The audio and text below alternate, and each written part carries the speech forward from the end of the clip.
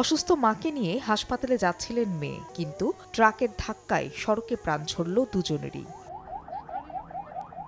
রোববার রাতে অসুস্থ হয়ে পড়লে গোদাগাড়ীর ঠাকুরচৌবন গ্রামের সুন্দরী রানীকে নেওয়া হয় উপজেলা স্বাস্থ্য কমপ্লেক্সে। পরে উন্নত চিকিৎসার জন্য সেখান থেকে তাকে অ্যাম্বুলেন্সে করে রাজশাহী মেডিকেলে নিচ্ছিলেন মেয়ে আদুরি রানী সহ স্বজনরা। পথে রাজাবাড়ির হাট এলাকায় পৌঁছালে বিপরীত দিক থেকে আসা টমেটো বোঝাই ট্রাকের সঙ্গে মুখোমুখি সংঘর্ষ হয়। এতে ঘটনাস্থলেই প্রাণ হারান মা, মেয়ে এবং চালক।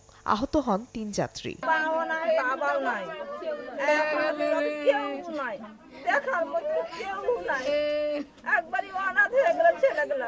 তার জন্য শাস্তিমূলক বিচার দেওয়া হয়, আমরা এটা সবাই আমাদের দাবি সবার কাছেই।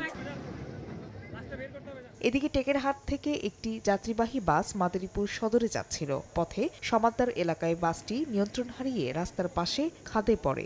এতে ঘটনাস্থলে মারা যান এক নারী যাত্রী, আহত হন অন্তত ১৫ জন। দুর্ঘটনার পর ঢাকা বরিশাল মহাসড়কে আধা ঘণ্টা বন্ধ ছিল যান চলাচল। একজন মহিলা প্রায় ৬০ বছর বয়স হবে, উনি আটকে ছিলেন, তাকে মৃত অবস্থায় আমরা উদ্ধার করি। পরিস্থিতি এখন নরমাল আছে, আহতরা চিকিৎসা চলতেছে।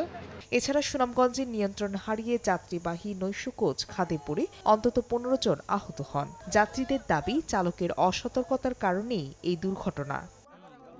ফাহরিয়া ফারজানা, সময় সংবাদ।